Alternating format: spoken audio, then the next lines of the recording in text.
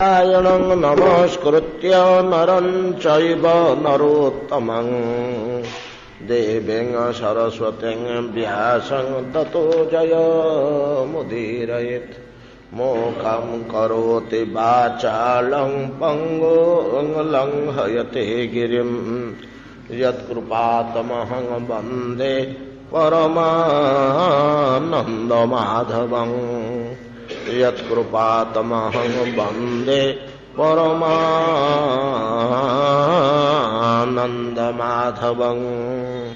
श्रीशुक उवाच इति सञ्चिन्तयन् कृष्णं स्वफलकतनयोध्वनि रथेन गोकुलं प्राप्तः सूर्यश्चास्तगिरिं नृप पदानि तस्याखिललोकपाल किरीटजुष्टामलपादरेणो ददर्श गोष्ठे क्षिते कौतुकानि विलक्षितान्यब्जजबाङ्कुशाद्यै तद्दर्शनाह्लाद विवृद्ध सम्भ्रम प्रेम्णोर्ध्वरोमाश्रुकलाकुले क्षण रथादवस्कन्द्य सते स्वचेष्टत प्रभुरमुन्यङ्घ्रिरजांस्यहो इति देहभृतां यान अरथो हित्वा दम्भं भियं शुचम् संदेशात् जो हरेर्लिंग दर्शन श्रवणादिभिः। श्रील शुकदेव गोस्वामी पादंकर एई मंतव्य अक्रूरंगर आचरण उपरे जो टिप्पणी प्रदान करुछन्ति शुकदेव गोस्वामी देहभृतम यान अर्थु देहधारी विशेषकर मानव मानक निमंते यही परम पुरुषार्थ श्रेष्ठ साफल्य सर्वोच्च कर्तव्य सर्वोच्च स्थिति बा सिद्धि मानवर चरम मानविकता यह कौन नाहित्वा दंभं भियं शुचम संदेशात जो हरेर्लिंग दर्शनम संदेश ठारू आरंभ करी हरेर्लिंग दर्शन पर्यंत जहा जहा अक्रूरंगर चेष्टा एगुड़िक वास्तविक मानव निमंते चरम साफल्य तार मानव जन्म सफल हो गला तार जन्म सार्थक हो गला। आमे आलोचना करथिले काली संध्यार शेष मुहूर्त रे संदेशात आदेश निर्देश एवं संदेश संबंध रे आमे आलोचना करथिले। आदेश साधारण भाव रे कार्य रे प्रेरणा प्रदान करबा प्रेरित करबा निर्देश क्षमता सहकारे कठोर भाव रे कड़ा निर्देश कड़ा शब्दटा लगे आम निर्देश कर कड़ा निर्देश कड़ा आदेश बोलिक आम कहूनी व्यवहार जगत रे भाव को लेकिन तो व्यवहार बाहर बाटर संदेश सम्यक आदेश सम्यक कहले संपूर्ण एथि सम्यक आदेश किसी विशेष आदेश अत्यंत चतुरतार सह अत्यंत आंतरिकतार सह अति भाव प्रभावित होला भलिया काली मन पकांतु कंस केमती अक्रूर को डाकिगिरी गोपन स्थान को नहीं कफी मगई घटनार उपक्रम प्रदान करी यह एक गोपन कथा तुम द्वारा ही संभव होली कही कौशल क्रमे परम प्रभावित करी अक्रूर को तुम जेकोसी मत सीधा बालक को नहीं आस ये जो कंसा और अक्रूर भितर गोपन मंत्रणा है तुम उपर मोर विश्वास तुम्हें ही काम को पारिब एटा आमर एकांत प्रयोजन नहीं कि जे तो गले आउ फेरिले सीठू आमर कथा लंबी गला ना जे गले फेरिले पुतना भलिया कंबा दयालम शरणम प्रपद्ये श्लोक आम आलोचना करथिले तेणु आम सेठिकी जाइकि आउ किछि लाभ नहीं प्राय आमर ମହାନ ମହାନ ଶକ୍ତି ଗୁଡ଼ିକ ସରି ଆସିଲେଣି ହୋ ଅକ୍ରୁର, କଣ ତମେ କହୁଛ? ନା ମହାରାଜ, ଆପଣ ଯାହା କହୁଛନ୍ତି ଠିକ କଥା, ଆମକୁ ଟିକେ ନେଇ ଆସିବୁ କହ। ନେଇ ଆସିଲା ପରେ ଆମ କବଳକୁ ଆସିଗଲା ପରେ ତେଣିକି ଆମେ ଯାହା ହେଲେ କରିବା, ଆମ ଅକ୍ତିଆରକୁ ନେଇ ଆସିଲା ପରେ ତେଣିକି ଆମେ ଯାହା କିଛି କରିବା। ଏଇ ଯୋଉ ସନ୍ଦେଶ ସେଇଠୁ ଅକ୍ରୁରଙ୍କ ମନରେ ପଶିଗଲା ଯେ ମୁଁ କୃଷ୍ଣ ବଳରାମଙ୍କୁ ଆଣିବା ପାଇଁ ଗୋକୁଳକୁ ଯିବି ଏବଂ କୃଷ୍ଣ ବଳରାମଙ୍କୁ ଆଣିବି। ଏଇ କାର୍ଯ୍ୟ ମତେ ରାଜ ନିର୍ଦ୍ଦେଶ ହେଇଯାଇଛି। ସାଧାରଣ ରାଜା ମଧ୍ୟ ନୁହଁ, କଂସ ଭଳିଆ ମହାନ ଶକ୍ତି, ଯାହାକୁ ସେତେବେଳେ ଶାଲ୍ୟ, ଶିଶୁପାଳ, ଦନ୍ତବକ୍ର, ଜରାସନ୍ଧ ପ୍ରଭୃତି ରାଜାମାନେ, ମୁଖ୍ୟ ମୁଖ୍ୟ ରାଜା ସେତେବେଳକୁ ଇଏ ଥିଲେ ଭାରତବର୍ଷର। ଏଥିରୁ କେତେକ ବିନାଶ ହେଇଯାଇଥିଲେ ଅତି ମୁଖ୍ୟ ଗୁଡ଼ିକ। ପରବର୍ତ୍ତୀ କାଳରେ ଆଉ ଯିଏ ରହିଲେ ଏମାନେ ସମସ୍ତେ ମହାଭାରତ ଯୁଦ୍ଧରେ ବିଲୁପ୍ତ ହୋଇଗଲେ। ଭଗବାନ ସେମାନଙ୍କୁ ଶେଷ କରିଦେଲେ। ତା ପୂର୍ବରୁ ମଧ୍ୟ ଭଗବାନ ଏମାନଙ୍କୁ ସମସ୍ତଙ୍କୁ ନିପାତ କରିଥିଲେ। ଆପଣମାନେ ଜାଣିଥିବେ କଂସର ପତ୍ନୀ, କଂସର ଗୋଟେ ଭଉଣୀ କଂସା, କେଡ଼େ ସୁନ୍ଦର ତା ନାଁଟି, କାହାର ମନେ ଅଛି କି କଂସର ପତ୍ନୀର ନାଁ? ସେ ଜରାସନ୍ଧର କନ୍ୟା।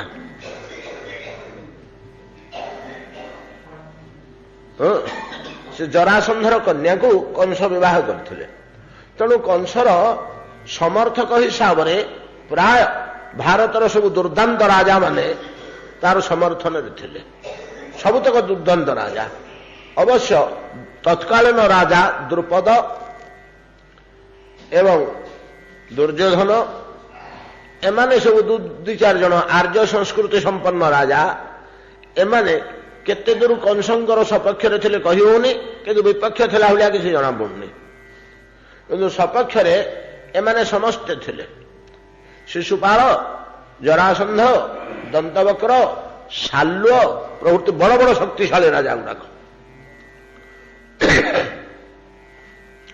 ଏଭଳିଆ ରାଜାର ଆଦେଶରେ ଯେ ବାହାରିକରି ଯାଉଛନ୍ତି ମନରେ ଚିନ୍ତା କରି, ଇଏ ହେଲା ବାହାର କଥା। ଅନ୍ତର୍ଗତର କଥା ହେଲା କଣ? ଓହୋ, ଯାହାଙ୍କ କଥା 10 ବର୍ଷ ହେଲା ଶୁଣୁଛି, ଏ ସମସ୍ତ ଘଟଣା ବୋଧହୁଏ ଅକ୍ରୁର ଜାଣିଛନ୍ତି। କୌଣସି ସୂତ୍ରରୁ ଅକ୍ରୁର ମନ୍ତ୍ରୀଟେ ତ, ତାର କିଛି କମ୍ ଭିତର ବ୍ୟବସ୍ଥା ନଥିବ, ଭିତରେ ସେ ବହୁ କଥା ସଂଗ୍ରହ କରିପାରୁଥିବେ। ଅତ୍ୟନ୍ତ ଗୋପନରେ ବସୁଦେବ ନିଜ ଜନ୍ମିତ ପୁତ୍ରକୁ ନେଇ ଗୋକୁଳରେ ଛାଡ଼ି ସେଇଠୁ କନ୍ୟାଟିକି ନେଇକିରି ଆସିଥିଲେ। ଏ ଘଟଣା, ଏ ରହସ୍ୟ ବୋଧେ ଅକ୍ରୁର କୌଣସି ସୂତ୍ରରୁ ଜାଣିଛନ୍ତି। ଯେତେବେଳେ ମାତ୍ର କୃଷ୍ଣଙ୍କୁ ରାତି ଅଧରେ କୃଷ୍ଣ ଜନ୍ମ ହେଲେ, ଏଟା ଗୋକୁଳ କଥା କହୁଛି। ତା ପରଦିନ ନନ୍ଦ ଉତ୍ସବ କଲେ, ତାକୁ ନନ୍ଦୋତ୍ସବ କହନ୍ତି। ଜନ୍ମାଷ୍ଟମୀ ବାସି ଦିନ ନନ୍ଦୋତ୍ସବ। ରାତି ଅଧରେ ତ ଜନ୍ମ ହେଲେ, ଉତ୍ସବଟା ସକାଳୁ ହେଲା। ଖାଇବା ପିଇବା, ମଜା ମଜଲି, ବାଜା ବାଜଣା, ନାଚ ତାମସା, ଧୁମଧାମ, ସମସ୍ତେ ବେଶଭୂଷା ହେଇ ନାନା ପ୍ରକାରର ନାଚିଗଲେ ଗୋପୀମାନେ। ଆମ ରାଜାଙ୍କର, ନନ୍ଦଙ୍କର ପରିଣତ ବୟସରେ ପୁତ୍ରଟିଏ ଜନ୍ମ ହୋଇଛି, ଏଥିରେ ସମସ୍ତେ ଭାରି ଖୁସି ହେଇ ନାଚିଗଲେ। ବେଶ ଖାଇବା ପିଇବା ହେଲା। ବଡ଼ ସୁନ୍ଦର ଭାଗବତରେ ବର୍ଣ୍ଣନା ଅଛି। ପରସ୍ପରର ମୁହଁରେ ଗୁଡ଼ ବୋଳୁଥିଲେ, ଲହୁଣୀ ବୋଳୁଥିଲେ, ମେଞ୍ଚା ମେଞ୍ଚା ଲହୁଣୀ ପରସ୍ପର ଉପରେ ଫିଙ୍ଗା ଫିଙ୍ଗି ହେଉଥିଲେ, ସର ଫିଙ୍ଗା ଫିଙ୍ଗି ହେଉଥିଲେ। ଇଏ ତା ମୁହଁରେ ସର ବୋଳୁଥିଲା, ସେ ତା ମୁହଁରେ ସର ବୋଳୁଥିଲା। ମଝି ମଝିରେ ଦୁଗ୍ଧର ପିଚିକାରି କ୍ଷୀରର ଦଉଥିଲେ, ସମସ୍ତଙ୍କ ଉପରେ ଦୁଗ୍ଧ ବୃଷ୍ଟି ହେଉଥିଲା। ଇତ୍ୟାଦି ସମସ୍ତ ଉତ୍ସବ ମହୋତ୍ସବର ବର୍ଣ୍ଣନା ଅଛି। ତା ପରଦିନ ସକାଳୁ ନନ୍ଦ ବ୍ୟତିବ୍ୟସ୍ତ ହେଇକରି ପଳେଇ ଆସିଲେ ମଥୁରା। କାହିଁକି? 2 ଦିନ ପୂର୍ବରୁ ଗୋଟେ ନୋଟିସ ଯାଇଛି କଂସଠୁ। ଯଦିଓ କଂସର ପିତାତୁଲ୍ୟ କିଏ ସେ? ଆମର ନନ୍ଦ। ତ କାହିଁକିନା ସେଇ ବଂଶର, ସେ ତ ବସୁଦେବଙ୍କ ବଂଶର।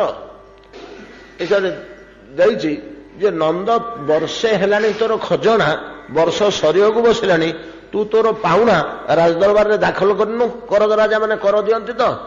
ନନ୍ଦଙ୍କୁ, କଂସ ସମସ୍ତଙ୍କୁ କରଦ ରାଜା ରୂପେ ରଖିଛି। ତା ପାଖକୁ ଗୋଟେ ନୋଟିସ୍ ଯାଇଛି, ନନ୍ଦଙ୍କ ପାଖକୁ ଗୋଟେ ଖବର ଯାଇଛି, ସିପେଇ ଯାଇ କହିଦେଇ ଆସିଛି ଯେ ଶୀଘ୍ର ଆଣିକିରି ପହଞ୍ଚେଇବୁ। କଂସର କଥା, ତେଣୁ ଯେତେ ଯାହା ସିଆଡ଼େ ଉତ୍ସବ ହେଲେ ମଧ୍ୟ ଯାହା ହଉଛି ହଉ ବୋଲି ସେ ଶକଟରେ ବିଭିନ୍ନ ଦ୍ରବ୍ୟ ଆଉ ବାକି ତାଙ୍କର ଯାହା ପାଉଣା ନନ୍ଦ ସବୁ ରେଡି କରି ରଖିଥିଲେ, ଧରିକିରି ପଳେଇ ଆସିଲେ। ଏଇଟା କୋଉ ଦିନର କଥା? କୃଷ୍ଣ ଜନ୍ମ ହେଲେ ଜନ୍ମାଷ୍ଟମୀ ଦିନ, ନବମୀ ଦିନ ନନ୍ଦୋତ୍ସବ, ଦଶମୀ ଦିନ ସକାଳୁ ପଳେଇ ଆସିଲେ। ଦଶମୀ ଦିନ ସକାଳୁ ପଳେଇ ଆସିଲେ, ପରବର୍ତ୍ତୀ ଦିନ ଏକାଦଶୀ ଦିନ ପୁତନା ଯାଇଛି। ଦଶମୀ ଦିନ ଶକଟ ଫକଟ ଧରିକିରି ସକାଳୁ ଆସିକିରି ପହଞ୍ଚିଲା ବେଳକୁ କୃଷ୍ଣଙ୍କୁ ନନ୍ଦଙ୍କୁ ସନ୍ଧ୍ୟା ସମୟ ହେଇଯାଇଛି। କଚେରୀ ବନ୍ଦ, ରାତ୍ରି ବାସ କରିଛନ୍ତି। କୌଣସି ମତେ ସକାଳୁ କଚେରୀରେ କଂସର ଟଙ୍କା ପଇସା ଖଜଣା ପାଉତି ସବୁ ଦାଖଲ କରିବାକୁ ଯାଇଛନ୍ତି। ସେତିକିବେଳେ ନନ୍ଦଙ୍କ ମୁଣ୍ଡରେ ଚିନ୍ତା ବସିଛି, କାଲି ମୋର ପୁଅଟିଏ ଜନ୍ମ ହୋଇଛି, ଏକଥା କଂସକୁ କହିବି ନା ନ କହିବି? ତାଙ୍କ ମୁଣ୍ଡରେ ଚିନ୍ତା ବସିଛି। ଲୁଚେଇଲେ ମଲ୍ଲି, କହିଲେ ମଲ୍ଲି। କହିଲେ କଣ କରିବ ଦୁଷ୍ଟ କଂସ, ତାର ଠିକ ଠିକଣା ନାହିଁ। କାହିଁକି ନା ମୋର ବଂଶ ଲୁପ୍ତ ହୋଇଥିଲେ ଆଉ କରଦ ରାଜ୍ୟ ନଥାନ୍ତା, ସେ ଜବରଦସ୍ତ ସେ ରାଜ୍ୟ ଦଖଲ କରି ନେଇଥାନ୍ତା, କରଦ ହେଇକିରି ଆମ ମଧ୍ୟରେ ରହନ୍ତାନି, ତା ନିଜ ଶାସନ ଭିତରେ ସେ ମିଶେଇ ଦେଇଥାନ୍ତା, କାଳେ ବିଗିଡ଼ିବ କି? ଯଦି ଲୁଚେଇବି ନାଇଁ ନାଇଁ ସନ୍ତାନ ସେମିତି କିଛି ହେଇନି ବୋଲି ଏକଥା କହିବିନି, ଆସିବି ଦାଖଲ କରିଦେଇକିରି ପଳେଇବି, ତାହେଲେ ପରବର୍ତ୍ତୀ ସମୟରେ ଯଦି କଂସ ଜାଣିବାକୁ ତ ପାଇବ, ଏଟା ତ ଲୁଚିକିରି ରହିବନି। କିରେ ନନ୍ଦ, ତୋର ଗୋଟେ ପିଲା ଜନ୍ମ ହୋଇଥିଲା, ତୁ ତାର ଦିନ ଆସିଥିଲୁ, ଏଡେ ଶୁଭ ଖବରଟେ ଭଲ ଖବରଟେ କେମିତି ଜଣେଇଲୁନି ଆମକୁ? ତୋର ମତଲବ କଣ? ଭିତରେ କିଛି ତୋର ତ ଦୂଷିତତା ଅଛି ବୋଇଲେ ମହା ମୁସ୍କିଲ। ଶେଷକୁ କିଛି ରାସ୍ତା ନ ପାଇ ସାଧୁମାନେ, ଭଗବତ ଭକ୍ତମାନେ ଯେଉଁ ପଥର ଆଶ୍ରୟ ନିଅନ୍ତି, ଆହେ ଗୋବିନ୍ଦ ତୁମ ଇଚ୍ଛା, ସତ୍ୟ ପ୍ରକାଶ କରିଦଉଛି, ତୁମ ଇଚ୍ଛା, ଯାହା ଲୁଚେଇବି କାହିଁକି? କହିଦେଲେ କଂସକୁ, ଭଗବାନଙ୍କୁ ଆଶ୍ରୟ କରି କହିଦେଲେ। କଂସ ବଡ଼ ଖୁସି ହେଇଗଲେ। ଖୁସି ହେଇଗଲା ପରେ ସେଦିନଟା କଚେରୀ କାମ ସରିଗଲା। ସେଦିନ ସନ୍ଧ୍ୟା ସମୟରେ ଆସି ପହଞ୍ଚିଲେ ବସୁଦେବଙ୍କ ପାଖରେ। ବସୁଦେବଙ୍କ ପାଖରେ ଆସିକରି ନନ୍ଦ ପହଞ୍ଚିଲେ। ନା ବସୁଦେବ ତ କାରାଗାରରେ, ହଁ ବସୁଦେବ କାରାଗାରରୁ ସେ ମୁକ୍ତ ହୋଇଛନ୍ତି। କାରାଗାରରେ ସିନା ଥିଲେ, ଏ 2 ଦିନ ଭିତରେ ମୁକ୍ତ ହୋଇଯାଇଛନ୍ତି। 2 ଦିନ ତଳେ ବିଦ୍ୟୁତ କନ୍ୟା ଯେତେବେଳେ ଆସିକରି କହିଲେ, ମରିବୁରେ, ତୁ ବସୁଦେବ ଦେବ କି ଶୀଘ୍ର ଖଲାସ କରେ, ନହେଲେ ମରିବୁ, ସେଇଦିନ ସାଙ୍ଗେ ସାଙ୍ଗେ ସେ ଖଲାସ କରିଦେଇଛି ତାଙ୍କୁ। ଏଟା ଆମର ଭାଗବତରେ ଅଛି। ଗୋପନରେ ନନ୍ଦ ଯାଇକରି ମିଶିଲେ। ବସୁଦେବ ତାଙ୍କର ମିତ୍ର ଅନେକ କାଳର। ନନ୍ଦ ଘରେ ତ ଗୋପନରେ ରୋହିଣୀ ଆଉ ବଳରାମ ଅଛନ୍ତି। ରୋହିଣୀ ତ ବସୁଦେବଙ୍କର ପ୍ରଥମା ପତ୍ନୀ, ଅନେକ ପତ୍ନୀ ଭିତରେ ଯେ ମୁଖ୍ୟା ପତ୍ନୀ। ସେ ଗର୍ଭରେ ସନ୍ତାନ ଧାରଣ କରିଥିଲେ ବୋଲି ତାଙ୍କ ଘରେ ରଖିଦେଇଥିଲେ। ବସୁଦେବ ନେଇକରି ଯେତେବେଳେ ବନ୍ଦୀ ହେବାକୁ ଆସିଲେ, ରୋହିଣୀକି ଛାଡ଼ି ଦେଇଥିଲେ ସେଠି ନନ୍ଦଙ୍କ ଘରେ। ସେ ତାଙ୍କର ଅତ୍ୟନ୍ତ ମିତ୍ର। ଯେତେବେଳେ ଯାଇ କହିଲେ, ବସୁଦେବ ଆଉ ଏମିତି ଏମିତି ଘଟଣା, ସନ୍ତାନଟି କାଲି ହେଇଛି, ପରଦିନ ରାତିରେ ଏମିତି ପୁତ୍ରଟିଏ ଜନ୍ମ ହେଇଛି। ବସୁଦେବ ଖୁସି ହେଇଗଲେ। ଖୁସି ହେଇକରି 2 ଜଣଙ୍କ ଭିତରେ ଭଲ କଥାବାର୍ତ୍ତା ଯାହା ଯେମିତି ହେଲା। ବସୁଦେବ କହିଲେ, ନନ୍ଦ ତମେ ରାତି ରାତି ପଳା, ଏଠି ରହନା। ନା ରାତିଟା କୁଆଡ଼େ ଯିବି, ରାତିଟା ରହିଯିବି, ପଳେଇବି। ତମେ ମୋ ସାଥିରେ ବେଶୀ ସମୟ କଥାବାର୍ତ୍ତା କର ନା, କି ରାତିରେ ମଥୁରାରେ ରହନା, ରାତି ରାତି ପଳ, ଯାହା ହଉଛି ହଉ। କାହିଁକି ନା ସେଠି ପିଲାଟି କଣ ବିପଦ ଆପଦ ପଡ଼ିବ, ଭଲ ମନ୍ଦ ହବ, ତମେ ବାହାରେ ରହିଲେ ଭଲ ହବନି, ତମେ ଘର ପାଖରେ ଯାଇକି ରହ। ବସୁଦେବ ନିର୍ଦ୍ଦେଶ ମାନିକରି ସେ ରାତି ରାତି ପଳେଇଲେ। ରାତି ରାତି ଯାଉ ଯାଉ ରାତିରେ ବାହାରକୁ ଡେରି ହେଇଥିବ, ବାଟରେ କୋଉଠି ଅଟକି ଥିବେ, କଣ କରିଥିବେ, ଏମିତି ହେଇକିରି ଗୋକୁଳରେ ପହଞ୍ଚିଲା ବେଳକୁ ତାର ଦିନ ସକାଳ ହେଇଗଲାଣି 10ଟା କି 11ଟା କି 12ଟା ହେଲାଣି। ବାଟରେ ଦେଖିଲେ ତ ପଡ଼ିଛି ଗୋଟେ ବିଶାଳ କାୟ ପୁତନା, ରାକ୍ଷସ ଶରୀର। ବାଟରେ ଦେଖିଲେ, ବାଟରେ ଦେଖିଲା ପରେ ଘଟଣା ସବୁ ଶୁଣିଲେ, ୟା ହେଇଛି, ଯାହା ତାଙ୍କୁ କରିବା କଥା କଲେ। ଏଇଟା ଏଡେ ବଡ ଶରୀର 25 ଅଢ଼ି ଗଲେ ଗୋକୁଳରେ ଆମେ ରହିପାରିବାନି, ଗୋରୁ ଗାଈ ଚଳିବାକୁ ଅସୁବିଧା ହବ ବୋଲି ତାକୁ ପୋଡ଼ି ପକେଇଲେ, ତ ପୋଡ଼ିଛନ୍ତି। ଭାଗବତର ବର୍ଣ୍ଣନା ଅଛି, କୁଠାରରେ ସବୁ ଖଣ୍ଡ ଖଣ୍ଡ କଲେ ପୁତନାର ଶରୀରକୁ, ଶତ ଶତ ଖଣ୍ଡ କଲେ, ଛୋଟ ଛୋଟ ଖଣ୍ଡ କରି ପକେଇଲେ। ଭିନ୍ନ ଭିନ୍ନ ସ୍ଥାନରେ ସେ ଖଣ୍ଡମାନଙ୍କୁ ବୋହି ନେଇ ସବୁ ଅଗ୍ନି ସଂସ୍କାର କଲେ, ଅଗ୍ନିରେ ଇତ୍ୟାଦି ବର୍ଣ୍ଣନା ଭାଗବତରେ ଶୁଣିବାକୁ ମିଳେ। ଯାହା ହଉ ଅକ୍ରୂର এই ପ୍ରକାର ଭାବରେ ଚିନ୍ତା କରୁଛନ୍ତି ଯେ ଏତେ ସବୁ ଘଟଣା ଘଟି ଯାଇଛି, ପୂତନା ପ୍ରଭୃତିକି ତ ପ୍ରଥମରୁ ପଠେଇକିରି କେହି ଫେରି ନାହାନ୍ତି, ସେଇଥିରୁ ଏତେ ଏତେ ଯୋଉ ଘଟଣା ଘଟିଛି ଏଗୁଡାକ ଯେ ଅକ୍ରୂରଙ୍କର କର୍ଣ୍ଣଗୋଚର ନ ହେଇଛି ଗୁପ୍ତଚର ମାଧ୍ୟମରେ ସେ ସ୍ପଷ୍ଟ ଭାବରେ ଜାଣିସାରିଛନ୍ତି ଯେ ନନ୍ଦର ପୁତ୍ର ଶ୍ରୀକୃଷ୍ଣ ବଳରାମ କୌଣସି ସମୟରେ ନନ୍ଦନନ୍ଦନ ନୁହନ୍ତି, ଏମାନେ ବସୁଦେବଙ୍କର ପୁତ୍ର। ଏବଂ ହୟତ ନାରଦଙ୍କ ସହିତ ଅକ୍ରୂର ବହୁ ସମୟରେ ମିଶିଛନ୍ତି, ନାରଦଙ୍କଠୁ ଏ ତଥ୍ୟ ବୋଧେ ପାଇଛନ୍ତି ଯେ ଆହେ ଅକ୍ରୂର ଇଏ ଅନନ୍ତ କୋଟି ବ୍ରହ୍ମାଣ୍ଡନାଥ। ନନ୍ଦଗୃହରେ ଶିଶୁ ସୁକୁମାର ଯୋଡ଼ିଏ ଯେ ଅଛନ୍ତି, ଏଇଟା ତାଙ୍କର ସୁଦୃଢ ହେଇଛି ଯେ ପୂତନା ଭଳିଆ ଶକ୍ତି, ବକା ଭଳିଆ ଶକ୍ତି ଯାଇକିରି ଫେରୁନାହାନ୍ତି, ଗୋଟେ ଛୋଟ ଶିଶୁ ହାତରେ ନିଷ୍ପେଷିତ ହେଇଯାଉଛନ୍ତି। ଗୋକୁଳରେ ତ କିଏ ଅସ୍ତ୍ର ଧରିବା ଲୋକ ନାହାନ୍ତି, ଗୋରୁ ଚରେଇବା ଲୋକ। ଇଏ ଦୁର୍ଦାନ୍ତ ରାକ୍ଷସ ଗୁଡାକ, ଆମେ ତ ବିଶ୍ୱ ବିଜୟ କରିବା ଶକ୍ତି ଆଙ୍କର ଅଛି, ଇଏ ସେଠୁ କେମିତି ହତ ହେଇକିରି ଆସୁଛନ୍ତି। ଖବର ପାଉଛନ୍ତି ଇଆଡୁ ତ ଉଡା ଖବର, ଲୋକେ ବାକେ ଆସି ବଜାରକୁ ଆସିଲେ ମଥୁରାରେ କହୁଛନ୍ତି ଯେ ଏମିତି ଏମିତି କୃଷ୍ଣ ଦୁଇ ହାତରେ ଚିରି ଦେଲେ ବଗଟାକୁ। ଏଗୁଡାକ ଶୁଣିକିରି ଅକ୍ରୂରଙ୍କର ବିଶ୍ୱାସ ହେଇଯାଇଛି ଯେ ନିଶ୍ଚୟ ପରମ ପରମେଶ୍ୱର, ନହେଲେ ଏ ସମସ୍ତ ଘଟଣା ଘଟନ୍ତାନି। ତାପରେ ଶୁଣିଲେ କାଳିୟ ଦଳନ, ନାଇଁ କି, ତାପରେ ଶୁଣିଲେ ଅଗ୍ନିପାନ, ତାପରେ ଦେଖିଲେ ଗୋବର୍ଦ୍ଧନ ଧାରଣ, ଇନ୍ଦ୍ର ବିଜୟ, ଏଗୁଡା କଣ ମଣିଷର କାର୍ଯ୍ୟ? ଅତଏବ ନାରଦଙ୍କର କହିବା କଥା ତ୍ରିକାଳ ସତ୍ୟ, ସାକ୍ଷାତ ପରମେଶ୍ୱର ଆସି ନନ୍ଦ ମନ୍ଦିରରେ କୃଷ୍ଣ ବଳରାମ ରୂପେ ଜନ୍ମ ହୋଇଛନ୍ତି। କଂସ ଯୋଉ ମୁହୂର୍ତ୍ତରେ ସନ୍ଦେଶ ଦେଲା, ହଁ ଆଜ୍ଞା କହିକିରି ସେ ପଳେଇ ଆସିଲେ, ଆସିକିରି ଏଗୁଡା ଚିନ୍ତା କରୁଛନ୍ତି ଆଉ ଅହୋ ସୌଭାଗ୍ୟ ମୁଁ ପ୍ରଭୁଙ୍କର ଦର୍ଶନ ପାଇବି ଆଉ ଉଠିକିରି ପଳାଇଛନ୍ତି ସକାଳୁ। ଆଉ ରଥରେ ଗଲାବେଳେ ଭଗବାନଙ୍କ ସମ୍ବନ୍ଧରେ ଯାହା ଯାହା ଚିନ୍ତା କରିଛନ୍ତି ସେଇଠୁ ଆରମ୍ଭ କରି ହରେର ଲିଙ୍ଗ ଦର୍ଶନ ପର୍ଯ୍ୟନ୍ତ, ଭଗବାନଙ୍କର ପାଦ ଚିହ୍ନ ପାଇବା ପର୍ଯ୍ୟନ୍ତ ଯାହା ଯାହା ଚେଷ୍ଟା ବିପୁଳ ବିସ୍ତାରିତ ଭାବରେ ସୁଖଦେବ ଗୋସ୍ୱାମୀ କହିଛନ୍ତି, ଆମେ ମଧ୍ୟ ଆଳାପ ଆଲୋଚନା କରି ଆସିଛେ, ଶୁଣି ଆସିଛେ। ସନ୍ଦେଶାତ ଯୋଉ ହରେର ଲିଙ୍ଗ ଦର୍ଶନ, ଇତିମଧ୍ୟରେ ଅକ୍ରୂର କଣ କଲେ?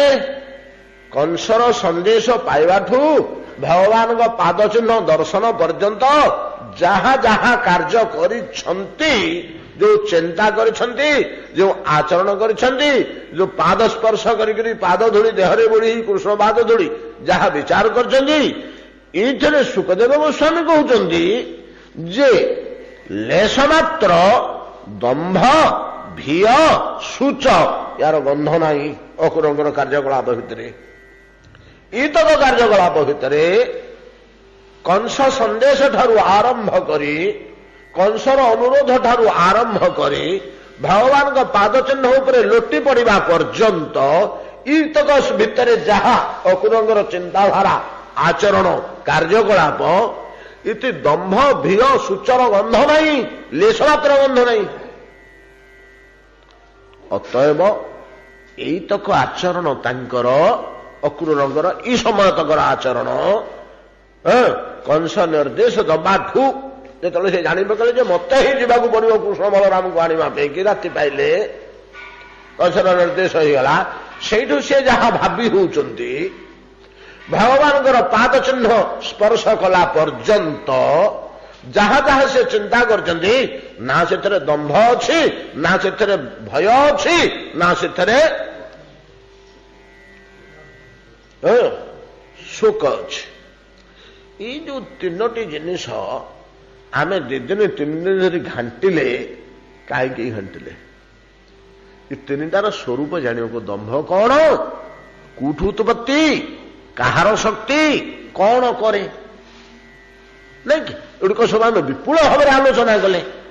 ଏଗୁଡାକ ମାୟାର ଶକ୍ତି, ମାୟାର ତ୍ରିଗୁଣରୁ ତିନୋଟି ଉତ୍ପନ୍ନ, ଦମ୍ଭ ଭୟ ଶୋକ ସତ୍ୱରଜତମ ଗୁଣତ୍ରୟରୁ, ତେଣୁ ଗୁଡାକ ଶୁଦ୍ଧ ମାଇକ ପଦାର୍ଥ ଏବଂ ଗୁଡାକ ମାୟାର ବିପୁଳ ଅସ୍ତ୍ର, ମାୟାର ବାସ୍ତବ କାର୍ଯ୍ୟ ବା ଲକ୍ଷ୍ୟ ସାଧନ ପାଇଁ ଇଏ ବ୍ରହ୍ମାସ୍ତ୍ର ତିନୋଟି ସେ ଶେଷରେ ପ୍ରୟୋଗ କରେ। ମାୟାର ଲକ୍ଷ୍ୟ କଣ କି? ଜୀବକୁ ଈଶ୍ୱର ବିସ୍ମୃତ କରାଇବା। ସବୁ ଆଲୋଚନା କରିଛେ। ମାୟାର କାର୍ଯ୍ୟ କଣ? ଜୀବକୁ ଈଶ୍ୱର ବିସ୍ମୃତ କରାଇବା। ସେଇଥିପାଇଁ ବେଦସ୍ତୁତି ଭଳିଆ ମହାବିପୁଳ ଜିନିଷ, ମହାବିରାଟ ଜିନିଷ 87 ଅଧ୍ୟାୟରେ 10ମ ସ୍କନ୍ଧର ଯାହା କହିଲେ, ଚତୁର୍ବେଦ ସ୍ତବ କରୁଛନ୍ତି ଛିଡା ହୋଇ ଭଗବାନଙ୍କୁ। ଯୋଉ ଭାଷା ଜନଲୋକର ଭାଷା, ଏଠିକାର ଭାଷା ନୁହେଁ। ପ୍ରଥମକିରି 4 ବେଦ ଯେତେବେଳେ ସ୍ତବ କରୁଛନ୍ତି ସେଠି, ସେତେବେଳକୁ ବିଶ୍ୱ ନାହିଁ ଯେ ପ୍ରଳୟ ହେଇଯାଇଛି। ସେଠି କୁହାଯାଇଛି ବିଶ୍ୱର ଉତ୍ପତ୍ତି ପୂର୍ବରୁ ବୋଲି କୁହାଯାଇଛି। ଆମେ ଯଦି ଭଲ ରୂପେ ଚିନ୍ତା କରିବା, ସେଗୁଡ଼ାକ ବିଶ୍ଳେଷଣ କରିବା ଗବେଷଣାତ୍ମକ ଢଙ୍ଗରେ, ଏଟା ୟା ନିଷ୍ପତ୍ତି ହବ ବୋଧ ହୁଏ, ଆମର କି ସାମର୍ଥ୍ୟ ଅଛି ଗୁଡାକ ନିର୍ଣ୍ଣୟ କରିବାକୁ, ବୋଧ ହୁଏ ୟା ହବ ଯେ ଯେମିତି ରାତି ପାଇବାର ପୂର୍ବ ମୁହୂର୍ତ୍ତ ସୂର୍ଯ୍ୟ ଉଦୟ ହୋଇନାହାନ୍ତି, ସୂର୍ଯ୍ୟ ଉଦୟ ହେଲେ ଦିବସ ହିସାବ ହବ ନା? ବୁଧବାର କି ଗୁରୁବାର, ଆଜି ବୁଧବାର ନା ଆଜି କି ବାର? ମଙ୍ଗଳବାର ନାଇଁ କି? ଏବେ ମଙ୍ଗଳବାର ଚାଲିଛି, ମଙ୍ଗଳବାର ତା କୋଉଠା ପନ୍ଦ ହିସାବ ହବ? ସୂର୍ଯ୍ୟୋଦୟ ପର୍ଯ୍ୟନ୍ତ। ସୂର୍ଯ୍ୟୋଦୟ ପର୍ଯ୍ୟନ୍ତ ମଙ୍ଗଳବାର ରହିବ। ସୂର୍ଯ୍ୟୋଦୟ ପାର ହେଲେ ବୁଧବାର ହବ। ଏବେ କି ତିଥି ନକ୍ଷତ୍ର ତ ତାର ସବୁ ଦଣ୍ଡଲିତା ହିସାବ ଅଛି, ଘଣ୍ଟା ମିନିଟ ଅନୁସାରେ ସେ ହିସାବ ହବ। କିନ୍ତୁ 12ଟା ବା ଦିବସଟା ଗୋଟିଏ ଦିବସ, 7 ଦିବସ ଭିତରୁ ଗୋଟିଏ ଦିବସ ସୂର୍ଯ୍ୟୋଦୟ ପର୍ଯ୍ୟନ୍ତ। ଗୋଟିଏ ପିଲା ଯଦି ସୂର୍ଯ୍ୟୋଦୟ 2 ମିନିଟ ଅଛି ଜନ୍ମ ହୋଇ ପଡିଲା, 5ରେ ଆମେ ଦେଖିଲା ବେଳକୁ ସୂର୍ଯ୍ୟ ଉଦୟ ହଉଛନ୍ତି 5ଟା 4 ମିନିଟ 14 ସେକେଣ୍ଡ, ପିଲାଟି କୁଆଁ କରିଦେଲା 5ଟା 4 ମିନିଟ 13 ସେକେଣ୍ଡରେ, ତାହେଲେ ସେ ପିଲାଟା ମଙ୍ଗଳବାର ଜନ୍ମ ହେଇଛି ବୋଲି କୁହାହବ। ସୂର୍ଯ୍ୟୋଦୟ 1 ସେକେଣ୍ଡ ପୂର୍ବ ହେଇଗଲା। ସୂର୍ଯ୍ୟୋଦୟକୁ ସ୍ପର୍ଶ କରିଦେଲେ ବୁଧବାର ହେଇଯିବ। ଜନ୍ମ ଯେମିତି ମୃତ୍ୟୁ ସେମିତି। କୁବାରେ ମଲେ ହୋ ତୁମ ଅଜା ନା ଅମୁକ ବାରେ, ଯଦି ସୂର୍ଯ୍ୟୋଦୟ ପୂର୍ବରୁ ତାର ନିଶ୍ୱାସ ବନ୍ଦ ହେଇଛି ଏଇ ହିସାବରେ। ହେଲେ ସୂର୍ଯ୍ୟ ଉଦୟ ହେଇଗଲେ ଆଗାମୀ ଦିବସର ଗଣନା ଆରମ୍ଭ ହେଇଗଲା, ବୁଧବାର ହେଇଗଲା। କିନ୍ତୁ ସୂର୍ଯ୍ୟୋଦୟ ପୂର୍ବରୁ ତ ଆଲୁଅ ହେଇଯାଉଛି, ହେଲେ 48 ମିନିଟ ପୂର୍ବରୁ ଆଲୁଅ ହବ, ତାକୁ ଅରୁଣୋଦୟ କୁହାଯାଏ। ତାକୁ ଅରୁଣୋଦୟ କୁହାଯାଏ। 48 ମିନିଟ 2 ଦଣ୍ଡ। ସୂର୍ଯ୍ୟ ଉଦୟ ଯୋଉ ହିସାବ ଅଛି ତାର 48 ମିନିଟ ପୂର୍ବରୁ ଅରୁଣୋଦୟ ହେଇଗଲା। ଅରୁଣୋଦୟ ହେଇଗଲେ ନିଶାଚର ମାନେ ଲୁଚିଗଲେ, ପଶୁ ଯୋଉମାନେ ନିଶାଚର ପଶୁ, ଚୋର ଡକେଇତ ତସ୍କର ଏମାନେ ମଧ୍ୟ ଆତ୍ମଗୋପନ କରିଗଲେ। ଦିଗ ବିଦିଗ ଆଲୋକିତ ହେଇଗଲା, ରାସ୍ତାଘାଟ ଦୁଷିଗଲା, ଲୋକେ ଉଠି ପଡିଲେ, ଗାଧୁଆ ପାଧୁଆ ସ୍ନାନ, ମଙ୍ଗଳ ଏ ପୂର୍ବରୁ ଲୋକ ଉଠି ଗାଧୁଆ ପାଧୁଆ ସ୍ନାନ ତର୍ପଣ ପୂଜା ଅର୍ଚ୍ଚନା ଯିଏ ଯେମିତି ଆରମ୍ଭ କରିବା। ଦେବତା ମାନଙ୍କ ମନ୍ଦିରରେ ଅରୁଣୋଦୟ ସମୟରେ ହିଁ ମଙ୍ଗଳ ଆରତୀ ପ୍ରଭୃତି ହୁଏ ନା? ଅରୁଣୋଦୟ କାଳରେ ଏଟା ହବା ଉଚିତ। କିଏ କିଏ ରାତି 4ଟାରେ କରୁଛନ୍ତି, କିଏ ସେ 3ଟାରେ କରୁଛନ୍ତି, ପ୍ରୟୋଜନକୁ ନେଇକି, କିଏ ସେ ସକାଳ 8ଟାରେ କରୁଛନ୍ତି। କିନ୍ତୁ ତାର କାଳଟା ହେଲା ଅରୁଣୋଦୟ କାଳ। ସୂର୍ଯ୍ୟୋଦୟ ପୂର୍ବ ଅରୁଣୋଦୟ ଆଲୁଅ ହେଇଯାଇଥିବ। ତାକୁ ସୁନ୍ଦର ଭାବରେ କହିଲେ ଡାକେ ପକ୍ଷୀ ନ ଛାଡେ ବସା, ଏଟାକୁ ଉଷା କାଳ କୁହାଯାଏ। ପକ୍ଷୀ ତା ବସାରୁ ବାହାରୁଛି, ଉଡିଯିବ ଚରିବାକୁ, ଯାଉଛି ଘେରେ ଏମିତି ବୁଲି ଆସିକି ଆଉ ଥରେ ଗଛରୁ ବସାରୁ ଉଡିଗଲା, ଗଛ ଚାରିପଟେ ଘେରେ ବୁଲିଲା, କିମ୍ବା ଗୋଟେ ରାଉଣ୍ଡ ମାରିକି ବସି ପଡିଲା। ତାମାନେ ସେ ଲକ୍ଷ୍ୟ କରୁଛି ଯେ ହେଲେ ଖାଦ୍ୟ ଦୁଷିବନି, ଭଲ ଆଉ ଟିକେ ଆଲୁଅ ହଉ ଯିବି, କିନ୍ତୁ ହେଇଗଲାଣି ବୋଲି ବାହାରି ପଡୁଛି, ଘେରେ ଉଡିକିରି ଆସି ବସି ଯାଉଛି। ଏମିତି ଅବସ୍ଥାଟାକୁ ଉଷା କୁହାଯାଏ। ଏବଂ ଏଇଟା ହିଁ ଏଇ ସମୟଟା ଏକାଦଶୀରେ ବୁଧବାର ହିସାବ ହେଇଯିବ। ଏକାଦଶୀ ବ୍ରତ ହିସାବରେ ୟାକୁ ଅରୁଣୋଦୟ ବିଦ୍ଧା ବୋଲି କୁହାଯାଏ। ସେଇଠି ପରମାର୍ଥୀ ବାହାଜନ ବୈଷ୍ଣବ ମାନେ ତାର ଦିନ ଏକାଦଶୀ କରିବେ। ଦଶମୀଟା ଯଦି ସୂର୍ଯ୍ୟୋଦୟର ପୂର୍ବବର୍ତ୍ତୀ 48 ମିନିଟ୍ ଭିତରକୁ ପଶିଗଲା, 10 ମିନିଟ୍ ସୂର୍ଯ୍ୟ ଉଦୟ ହେବାକୁ 48 ମିନିଟ୍ ପୂର୍ବରୁ ଅରୁଣୋଦୟ ହେଲା, ଅରୁଣୋଦୟ ଭିତରକୁ ଯଦି ଲମ୍ବିଗଲା, ସୂର୍ଯ୍ୟୋଦୟ ପୂର୍ବରୁ ଏକାଦଶୀ ଆରମ୍ଭ ହୋଇଛି କିନ୍ତୁ ଅରୁଣୋଦୟ ଭିତରକୁ ପଶିଯାଇଛି, 48 ମିନିଟ୍ରୁ କମ୍ ହେଇଯାଉଛି, ଏଠୁ ଆରମ୍ଭ ହୋଇଛି। ୟାକୁ କୁହାଯାଏ ଅରୁଣୋଦୟ ବିଦ୍ଧା ବା ଦଶମୀ ବିଦ୍ଧା ଏକାଦଶୀ ହେଇଗଲା। ଦଶମୀ ବିଦ୍ଧା ଏକାଦଶୀରେ ବ୍ରତ କରିବାକୁ ହବ ନାହିଁ ବୋଲି ଶାସ୍ତ୍ର କହିଲେ। ହେଲେ କଣ କରାଯିବ ନା ତା ପରଦିନ ମହାଦ୍ୱାଦଶୀ ନିଶ୍ଚୟ ହବ। ଯଦି ଆର ବିଦ୍ଧା ହୁଏ ତେଣୁ ମହାଦ୍ୱାଦଶୀ ବ୍ରତ କରିବାକୁ ହବ। କିନ୍ତୁ ବୈଷ୍ଣବ ମତଟା ବଡ କଠିନ ନା ଆଉ କଣ। ଏହି ପ୍ରକାର ଭାବରେ ଯେମିତି ଆମର ସୂର୍ଯ୍ୟୋଦୟର ପୂର୍ବବର୍ତ୍ତୀ ଅବସ୍ଥା, ଆପଣମାନେ ଧରି ନିଅନ୍ତୁ ଯେ ସୃଷ୍ଟିଟା ହଉଛି ଦିନ, ପ୍ରଳୟଟା ହଉଛି ରାତ୍ରି। ଏକଥା ଆମର ଗୀତା କହିନାହାନ୍ତି କି ସିଂହରାତ୍ର ବିଦୁଜନା, ରାତି ଦିନ କାହାକୁ କୁହାଯାଏ? ହୋ ଇ ରାତି ଦିନକୁ ରାତି ଦିନ କୁହାଯାଏ। ସହସ୍ର ଯୁଗ ପର୍ଯ୍ୟନ୍ତମ ଅହରଦତ ବ୍ରହ୍ମଣୋ ବିଦୁ, ବ୍ରହ୍ମାଙ୍କର ଦିନ ବ୍ରହ୍ମାଙ୍କର ରାତି। ଅତଏବ ସୃଷ୍ଟି କାଳଟା ହଉଛି ବ୍ରହ୍ମାଙ୍କର ଦିବସ, ପ୍ରଳୟ କାଳଟା ହଉଛି ବ୍ରହ୍ମାଙ୍କର ରାତ୍ରି। ବ୍ରହ୍ମାଙ୍କର ରାତ୍ରି ଯେତେବେଳେ ପାହି ଆସୁଛି, ସୃଷ୍ଟି ନୂତନ ସୃଷ୍ଟି ଉତ୍ପନ୍ନ ହବ, ପ୍ରକ୍ରିୟା ଆରମ୍ଭ ହେଇନି, ତାର ପୂର୍ବବର୍ତ୍ତୀ ଯେମିତି ସୂର୍ଯ୍ୟ ଉଦୟର ଅରୁଣୋଦୟ, ସେମିତି ସୃଷ୍ଟି ପ୍ରକ୍ରିୟା ଆରମ୍ଭ ହେବାର ପ୍ରାକ କାଳରେ ବେଦମାନେ ଭଗବାନଙ୍କୁ ସ୍ତବ କରୁଛନ୍ତି। ହେଲେ ବେଦ ସବୁବେଳେ ଅଛନ୍ତି, ସୃଷ୍ଟି କାଳରେ ସେମାନେ ସୃଷ୍ଟ ହୁଅନ୍ତି ନାହିଁ, ନାଇଁ କି ପ୍ରମାଣିତ ହଉଛି। ସେମାନେ ସ୍ତବ କରିଛନ୍ତି। ଯାହା ସେ ଯୋଉ ସ୍ତବ କଲେ, ପ୍ରଥମେ କଣ କଲେ? ଜୟ ଜୟ ଜୟ ଜୟ ହି, ପ୍ରଥମେ ତୁମେ ଅଜାଟାକୁ ଜାଳି ଦିଅ ବୋଇଲେ ଆପଣମାନେ ନିଜ ନିଜ ଅଜାକୁ ପୋଡିବେନି।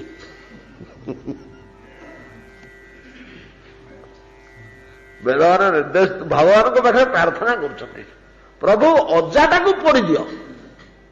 ଅଜା ମାୟା, ମାୟାଟାକୁ ପୋଡ଼ି ଦିଅ। କାହିଁକି ବେଦମାନେ କାହିଁକି ପ୍ରଥମେ ଏଟା କହିଲେ?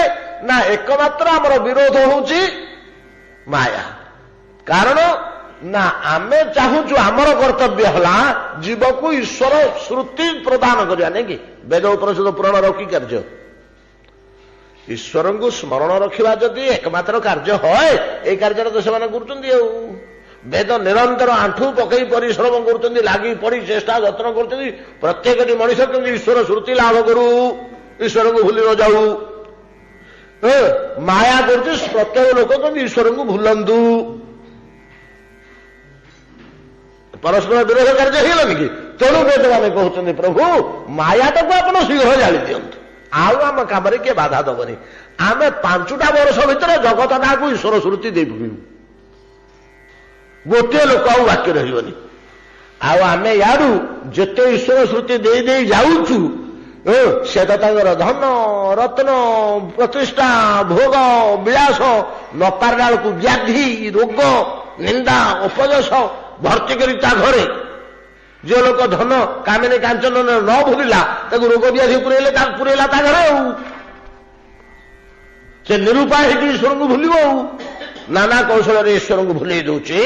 ଈଶ୍ୱରଙ୍କୁ ଭୁଲେଇବାର ଯୋଉ ଏକମାତ୍ର କାର୍ଯ୍ୟ ହଉଛି ମାୟାର, ଜୀବମାନେ କେମିତି ଈଶ୍ୱର ଭୁଲିବେ। ଏଠି ଆପଣ ଏଇ ପ୍ରଶ୍ନ ତୋଳିବେନି ଯେ ଭଗବାନ ଏମିତି ଗୋଟେ ବ୍ୟବସ୍ଥା କାହିଁ ରଖିଛନ୍ତି, କଣ ଦରକାର ଥିବ ନା, ନହେଲେ କାହିଁ ରଖିଥାନ୍ତେ? ଗୋଟେ ଡିଭାଇସ୍ ଯେତେବେଳେ ଅଛି, ନାଇଁ କି, ତାର କିଛି ଫଙ୍କସନ ଅଛି ନା, ଆଉ ନହେଲେ ଗୋଟେ ଡିଭାଇସ୍ ସୃଷ୍ଟି ହୁଅନ୍ତା କି?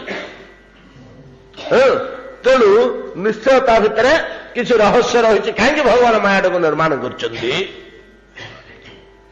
ଯେ ଏମିତିକା ମନ୍ଦ କାର୍ଯ୍ୟ କରୁଛି, ଯାହା ହଉ ଈଶ୍ୱର ବିସ୍ମୃତି କରିବା ତାର ବ୍ରହ୍ମାସ୍ତ୍ର ହେଲା ଦମ୍ଭ ଭୟ ଶୋକ। এই 3টা ଜିନିଷ ଯଦି ଈଶ୍ୱର ଚିନ୍ତନରୁ ବର୍ଜିତ ହୋଇଗଲା, ତାହେଲେ ସେଇତକ ଚିନ୍ତନ, ସେଇତକ ଚେଷ୍ଟା, ସେଇତକ କାର୍ଯ୍ୟ, ଭୟ ଦମ୍ଭ ଓ ଶୋକ, ଏ 3ଟି ପରିତ୍ୟାଗ ପୂର୍ବକ ଯଦି ଭଗବତ ସ୍ମରଣ କରାଯାଏ, ତାହେଲେ ସେଟା ଶୁଦ୍ଧ ପରମାର୍ଥିକ ଜିନିଷ।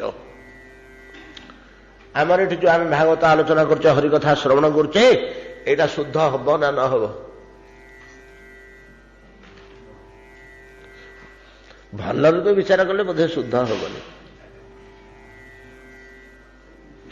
କଣ ହେଲେ ଗୋଟେ ଥିବ, ଦମ୍ଭ ୟା ଭିତରେ ଥିଲା ଭଳିଆ ଅନୁଭବ ହଉନି, ଦମ୍ଭ ଥିଲା ଭଳିଆ ଅନୁଭବ ହଉନି। ଶୋକ ଥାଇପାରେ କି ନଥାଇପାରେ, କିନ୍ତୁ ଭୟ କୋଉ ବାଟରେ ହେଲେ ୟା ଭିତରେ ଥିବ। ଯଦି ଆମେ ଆଶ୍ରମ ମାନଙ୍କରେ ଏ ସମସ୍ତ କାର୍ଯ୍ୟ ନ କରିବା, ଆଶ୍ରମ ନଷ୍ଟ ହୋଇଯିବ, ଏ ଭୟ ତ ଅଛି। ଏହା ଆଶ୍ରମର ଗୌରବ, ଏହା ଆଶ୍ରମର ପ୍ରତିଷ୍ଠା। କଣ ବୁଝୁଛନ୍ତି ନା ନାହିଁ? ଶୋକ ନଥାଇପାରେ, କୌଣସି ଶୋକରୁ ଆମେ ଏଇଟା କରୁନେ, ପ୍ରଭୁ ଆମର ଏମିତି ଭାସି ଯାଉଛି, ପୋଡ଼ି ଯାଉଛି, ରକ୍ଷା କର। କୌଣସି ଦମ୍ଭ ବି ନଥାଇପାରେ, ହଁ ଆମେ ପ୍ରତିଷ୍ଠିତ ହବା ଏମିତି ଲୋକଙ୍କ ଆଗରେ, ୟା ନଥାଇପାରେ, ନାହିଁ। କିନ୍ତୁ ଭୟ ନିଶ୍ଚୟ ଥିବ। କାହିଁକି ନା ଏଇ ଜଗତରେ ଭୟ ଚଣ୍ଡାଳ କୋଉ ବସ୍ତୁଟାକୁ ଛାଡ଼ିଲେ, ରଜଗୁଣଟା ଇଆଡେ ରହୁଛି ସିଆଡେ ରହୁଛି ତ। ସତ୍ୱ ନଥାଇପାରେ, ତମ ନଥାଇପାରେ, ମହା ଅସୁର ଲୋକଟା ନ ହେଇପାରେ, ମହାଦେବତା ନ ହେଇପାରେ, କିନ୍ତୁ ରଜଗୁଣ ୟାଡେ ଟିକେ ଥିବ, ସିଆଡେ ଟିକେ ଥିବ, ନିଜେ ମଧ୍ୟ ଥିବ। ରଜଗୁଣ ନଥାଇକିରି ସ୍ଥାନ ନାହିଁ। ବିଶ୍ୱଟା ଏଇଭଳିଆ ଗୋଟିଏ ଜିନିଷ ଯେ ଯେମିତି ହେଲେ ରଜଗୁଣରୁ ଜାତ ଭୟ କୁଆଟା ହେଲେ ଥିବ। ଏହା ଆଶ୍ରମର ଗୌରବ। ଆଶ୍ରମର କାର୍ଯ୍ୟ ହେଲା ହରିକଥା, ହରିନାମ ପ୍ରଚାର, ହରିକଥା ପ୍ରଚାର ପ୍ରସାର ଓ ଶାସ୍ତ୍ରକୁ ବଞ୍ଚାଇ ରଖିବା, ଈଶ୍ୱରଙ୍କର ଆଳାପ କରିବା, ମନୁଷ୍ୟମାନଙ୍କୁ ସତଶିକ୍ଷା ପ୍ରଦାନ କରିବା, ମନୁଷ୍ୟମାନଙ୍କୁ ଶାସ୍ତ୍ରର ନିଗୁଢ଼ ରହସ୍ୟ ବତେଇଦେବା ଉଦ୍ଦେଶ୍ୟରେ ଆଶ୍ରମ ତିଆରି ହେଇଥିଲା, ମଠ ତିଆରି ହେଇଥିଲା। ମଠଟା ଅଲଗା, ଆଶ୍ରମଟା ଅଲଗା। ଆଶ୍ରମର ଗୁଡାକ ହେଲା କାର୍ଯ୍ୟ। ମଠ କହିଲେ ଖାଲି ବୋର୍ଡିଂ, ସ୍କୁଲ ପିଲାମାନେ ଯୋଉଠି ରହନ୍ତି, ପାଠ ପଢନ୍ତି। ଆଉ ସେମିତି ବିଚାର କଲେ ଆପଣମାନେ ଯଦି ଆମେ ଭାଗବତ ପଢିଲେ, ଟୀକା ଟିପ୍ପଣୀ ପଢିକିରି ଭାଗବତ ଢେରା ମଠ ହେଲାନି କି? ଶାସ୍ତ୍ର ଶିକ୍ଷା କରୁଛେ ତ, ଆଉ କଣ?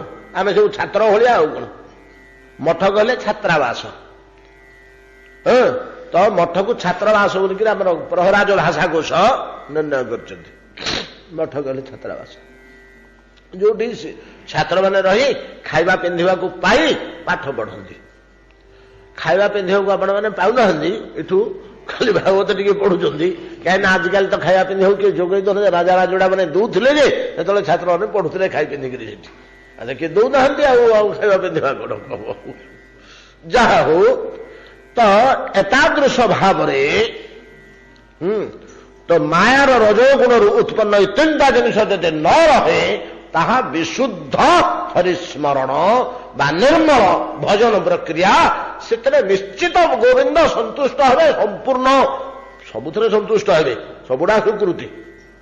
କିନ୍ତୁ ଭଗବାନଙ୍କର ସନ୍ତୋଷର ପରିମାଣ ଏଗୁଡ଼ାକ ଯେତେ କମିଯିବ, ସୁଖଦେବ ଗୋସ୍ୱାମୀଙ୍କ କହିବା କଥା, ଆହି ପରୀକ୍ଷିତ ସନ୍ଦେଶାତ ହରେର୍ଲିଙ୍ଗ ଦର୍ଶନ ପର୍ଯ୍ୟନ୍ତମ ଅକ୍ରୂରଙ୍କର ଯେତକ କଥା, ସେଥିରେ ଦମ୍ଭ, ଭୟ, ଶୋକ କିଛି ବୋଲି ନାହିଁ, କିଛି ବୋଲି ନାହିଁ। একদম বিশুদ্ধ, বিশুদ্ধ হরিকথা ভজন, হরিভজন প্রক্রিয়া। କେମିତି କେମିତି ଦମ୍ଭ, ଭୟ, ଶୋକ ସେଥିରେ କିଛି ନାହିଁ। ଆରେ ପିଲେ, ସେ ମାର୍କଣ୍ଡପୁରରୁ କିଏ ଆସିଛ କିରେ? ନା ଆସିନାହାନ୍ତି ବନ୍ଧ? ଆମେ ଆଉ ଟିକେ ଅକ୍ରୂରଙ୍କର ଦମ୍ଭ ନାହିଁ, ଭୟ ନାହିଁ, ଶୋକ ନାହିଁ। ଏ ତିନୋଟି ବର୍ଜିତ କେମିତି ହେଇଛି? ପ୍ରଥମେ ଦମ୍ଭ ଦେଖନ୍ତୁ। ଅକ୍ରୂରଙ୍କର କଣ ଦରକାର ଥିଲା? ଗୋଟିଏ ଗୋପାଳ ବାଳକର, ଆଚ୍ଛା ଗୋପାଳ ବାଳକ ନହେଲେ ସେ ତ ଭଗବାନ ମୂର୍ତ୍ତିରେ ସେଠି ନାହାନ୍ତି, ଶଙ୍ଖଚକ୍ର ଗଦା ପଦ୍ମ ଧରି ବୁଲୁନାହାନ୍ତି, ସେ ତ ବୈକୁଣ୍ଠର ଈଶ୍ୱରଙ୍କ ଭଳିଆ ବା ମନ୍ଦିରରେ ଯେମିତି ଈଶ୍ୱରଙ୍କୁ ଆମେ ଉପାସନା କରୁଛେ, ସେମିତି ନନ୍ଦ ଘରେ ସେ ଠାକୁର ହେଇକିରି ଉପାସନା ଯୁକ୍ତ ନାହାନ୍ତି। ନନ୍ଦର ପୁତ୍ର, ତାଙ୍କ ମଧ୍ୟ ପାଟିରୁ ଲାଳ ରହୁଛି, ମଣିଷ ଶିଶୁ ଭଳିଆ। ସେ ବି କାନ୍ଦୁଛନ୍ତି, ଅଳି କରିକିରି ଖାଇବାକୁ ମାଗୁଛନ୍ତି, ନାଇଁ କି? ମଣିଷ ଶିଶୁ ଭଳିଆ। ଯଦି ଦମ୍ଭର ଗନ୍ଧ ଥାନ୍ତା ଅକ୍ରୂର, ସେ ଚିନ୍ତା କରିଥାନ୍ତେ, ଆରେ ମୁଁ ଗୋଟେ ଛୋଟିଆ ଲୋକ ନୁହଁ, କଂସ ମୋ ଉପରେ ନିର୍ଭର କରୁଛି ତାର ବିଶେଷ କାର୍ଯ୍ୟ ପାଇଁ। କଂସ ଭଳିଆ ଲୋକ ଆମେ କେତେ ଜଣ ଅଛୁ ବୋଲିକିରି କଂସର କଂସତ୍ୱ ନା, ଆଉ ପୃଥିବୀରେ ପ୍ରତିଷ୍ଠା ଲାଭ କରୁଛି, ସମସ୍ତଙ୍କ ଉପରେ ଅଧିକାର ଜାହିର କରିପାରୁଛି। ଆଉ ଆଜି ଗୋଟେ କାର୍ଯ୍ୟ ପାଇଁ ତ ସେ ମତେ ଖୁସାମତ କଲା। ମୁଁ ଜଣେ ସାଧାରଣ ଲୋକ ନୁହେଁ, ମୁଁ କଂସର ଗୋଟେ ମନ୍ତ୍ରୀ। ଖାଲି ମନ୍ତ୍ରୀ ନୁହେଁ, କାର୍ଯ୍ୟନିର୍ବାହ କରୁଥିବା କର୍ମଚାରୀ ନୁହେଁ, କଂସର ବିଶ୍ୱସ୍ତ ଏବଂ କଂସ ଯାହା ଉପରେ ନିର୍ଭରଶୀଳ। ଏ ଲୋକ ଗୁଡାକ ନ ରହିଲେ ମୋର କାର୍ଯ୍ୟ ସଫଳ ହବନି। ଏଗୁଡାକୁ ଯେକୌଣସି ମତେ ମିଠା କଥା କହି ଖୁସାମତ କରି ଟଙ୍କା ପଇସା ଦେଇ ଖାଇବାକୁ ପିଇବାକୁ ଦେଇ ସବୁ ସୁବିଧା ସୁଯୋଗ ଦେଇ ତାଙ୍କୁ ବାନ୍ଧି ରଖିବାକୁ ପ୍ରଲୋଭନରେ ଦୁର୍ଯ୍ୟୋଧନ ଯେମିତି ଭୀଷ୍ମଦ୍ରୋଣଙ୍କୁ ବାନ୍ଧିକି ରଖିଥିଲେ, ବଦ୍ଧାନି ଅର୍ଥେନ କୌରବୀ ବୋଲି ଭୀଷ୍ମ କହିଲେ, ବାନ୍ଧିକି ରଖିଛି ଆମକୁ। ପ୍ରତିଷ୍ଠା, ପ୍ରତିପତ୍ତି, ସମ୍ମାନ, ଆଦର, ଯତ୍ନ, ଅର୍ଥ, ଭୋଗ, ବିଳାସ, ପ୍ରାଚୁର୍ଯ୍ୟ ଭର୍ତ୍ତି କରିଦଉଛି। ଏ ଲୋକ ଗୁଡାକ ହାତରେ ଥିବା ଦରକାର ବୋଲିକିରି ଦୁର୍ଯ୍ୟୋଧନ ଏଥିରେ ବନ୍ଧା ହେଇକିରି ଆମେ ଅଛୁ ବୋଲି ଯେପରି ଭୀଷ୍ମ କହିଲେ, ସେମିତି ଅକ୍ରୁରଙ୍କୁ ମଧ୍ୟ କଂସ ବାନ୍ଧିକିରି ରଖିଛି। ଏ ଲୋକ ଗୁଡା ରହିଲେ ଯାଇ ତାଙ୍କର କାମ ହବ। ମନ୍ତ୍ରୀ ଯଦି ସେମିତି ଟାଣୁଆ ମନ୍ତ୍ରୀଟେ ମିଳିଲା, ରାଜା ତାକୁ କୌଣସି ମତେ ଛାଡ଼ିଦେବା ପାଇଁ କି ରାଜି ହବନି। ଷଡ଼ ଗୋସ୍ୱାମୀଙ୍କ ଭିତରେ ଆପଣମାନେ ଜାଣିଥିବେ ରୂପ ଗୋସ୍ୱାମୀ ପାଦ। ରୂପ ଗୋସ୍ୱାମୀ ପାଦ ଥିଲେ ବଙ୍ଗ ନବାବଙ୍କର, ବଙ୍ଗ ସୁଲତାନଙ୍କର। ବଙ୍ଗରେ ନବାବ କିଛି ଦିନ ରହିଲେନି କି, ସୁଲତାନ ପରେ ହେଲେ। ତ ବଙ୍ଗର ଯେ ମୁଖ୍ୟ, ଏ ସବୁଗୁଡାକ ଅଞ୍ଚଳ ତାଙ୍କ ଅଧୀନସ୍ଥ ଥିଲା। ତାଙ୍କ ପାଖରେ ଥିଲେ ରୂପ ସନାତନ ଦି ଭାଇ ଯାକ, ସନାତନ ଗୋସ୍ୱାମୀ ଆଉ ରୂପ ଗୋସ୍ୱାମୀ। ପରବର୍ତ୍ତୀ କାଳରେ ଯିଏ ହେଇଛନ୍ତି, ଜଣେ ହଉଛି ଦବିର ଖାସ, ଆଉ ଜଣେ ନା କଣ ତା ଟାଇଟେଲଟା ଏବେ କହୁଛି ଏখানে। ଜଣେ ହଉଛନ୍ତି ଦବିର ଖାସ, ରାଜସ୍ୱ ମନ୍ତ୍ରୀ। ନାଇଁ, ଏଇଟା ରାଜସ୍ୱ ମନ୍ତ୍ରୀ ନୁହଁ, ଦବିର ଖାସଟା ହଉଛି ପର୍ସନାଲ ସେକ୍ରେଟାରୀ। ଖାସ, ତାଙ୍କର ଖାସ ଲୋକ, ଆମେ ଯେମିତି କହୁଛେ ପର୍ସନାଲ ସେକ୍ରେଟାରୀ। ଆଉ ଏ ଦି ଜଣଙ୍କ ଥିଲେ। ସେଥିରୁ ଜଣେ ଭାଇ ବାହାରିକରି ସନ୍ନ୍ୟାସ ଗ୍ରହଣ କରି ପଳେଇଲେ। ସେଥିରେ ସନାତନ ଗୋସ୍ୱାମୀ ହେଉଛନ୍ତି ସବୁଠୁ। ରୂପ ଗୋସ୍ୱାମୀ ଥିଲେ ଦବିର ଖାସ, ସେ ବାହାରିକରି ପଳେଇଲେ। ଗୋପନେ ସେ ଲୁଚିକିରି ପଳେଇଲେ। ସନାତନ ଗୋସ୍ୱାମୀ ରହିଗଲେ। ଭାଇଟା ପଳେଇଲା, ସାନ ଭାଇଟା ପଳେଇଲା, ମୁଁ ଯାଇପାରୁନି। କିନ୍ତୁ ସନାତନ ଗୋସ୍ୱାମୀ ସହଜରେ ଛାଡୁନି ସୁଲତାନ। ଏ ଭିତରେ ହେଲା କଣ ନା, ଇଏ ଆଉ ଗଲେନି ବେଶୀ ରାଜଦରବାରକୁ। ରାଜଦରବାରକୁ ଯେତେବେଳେ ନ ଗଲେ, ଘରେ ବସିକରି ସାଧୁ ସନ୍ଥକୁ ଧରି ବାବାଜୀ ଦି ଚାରି ଜଣ ଧରି କଣ ଭାଗବତ ଚର୍ଚ୍ଚା କଲେ। ରାଜଦରବାରକୁ ବହୁତ କମ୍ ଗଲେ। ସେତେବେଳେ ରାଜା ବାରମ୍ବାର ଖବର ପଠେଇବାରୁ ମୋ ଦେହ ଅତ୍ୟନ୍ତ ଅସୁସ୍ଥ ବୋଲି କହିଲେ। ସବୁ ଖବର ରାଜା ପାଉଛି, ଦେହ ଅସୁସ୍ଥ ନାହିଁ, ସେ ମଜି ଯାଇଛି ଭାଗବତ ରସରେ। ଭାଗବତର ରସ ମଜିକି ରାଜକାର୍ଯ୍ୟ ଛାଡ଼ି ଦେଇଛି। ଦିନେ ରାଜା ସୁଲତାନ ନିଜେ ଆସି ପହଞ୍ଚିଗଲେ। ଏମାନଙ୍କର ଭାଗବତ ଚର୍ଚ୍ଚା ଚାଲିଛି, ଆସି ପହଞ୍ଚିଗଲେ। ଯଦି କହିଲେ କି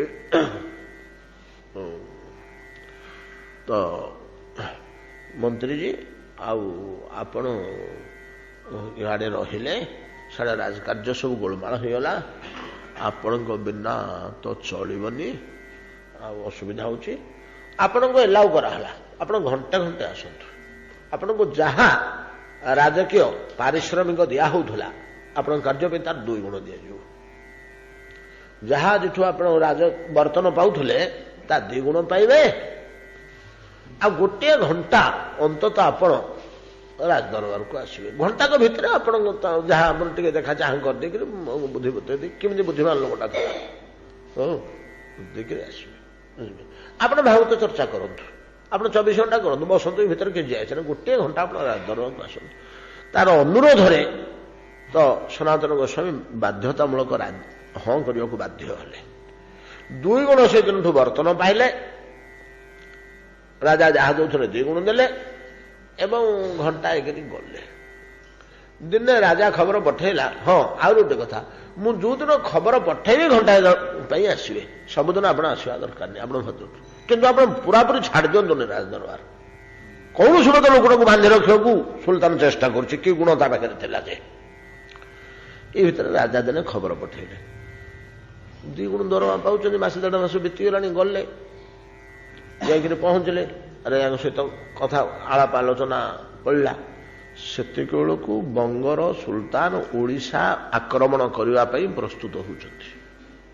ଇ ଲୋକଟା ପାଖରେ ଥିବା ନିହାତି ଦରକାର, ୟାକୁ ସାଥିରେ ନେଇକରି ଯିବାକୁ ହବ। କାହିଁକି ନା ଏ ଲୋକଟା ଏମିତିକା ବୁଦ୍ଧିମାନ ଲୋକ ପାଖରେ ଥିଲେ ବିପଦ ସମୟରେ କଣ ତାରି ବୁଦ୍ଧିରେ ହିଁ ଏଗୁଡାକ ସହଜ ସରଳ ହବ, ରାଜ୍ୟ ବିଜୟ ଇତ୍ୟାଦି। ଏଇଟା ହେଲା ଉଦ୍ଦେଶ୍ୟ। ସେଠି ସିଧାସଳଖ ସନାତନ ଗୋସ୍ୱାମୀ କହିଲେ, ଆପଣ ଉତ୍କଳ ଆକ୍ରମଣ କରିବାକୁ ଯିବେ ରାଜା, ମୁଁ ଆପଣଙ୍କ ସାଙ୍ଗରେ ଯାଇପାରିବିନି।